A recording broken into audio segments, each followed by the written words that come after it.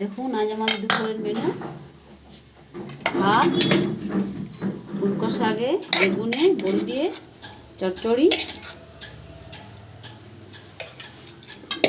আর হয়েছে ফুলকপি আলু ভাজা,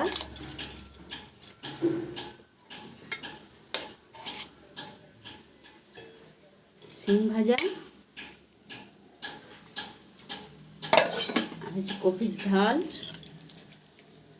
বাঁধাকপির ঝাল।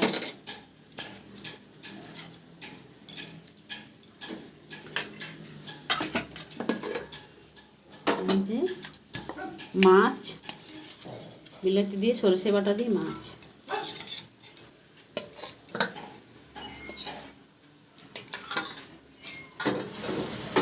আর ডাল, মুগের ডাল।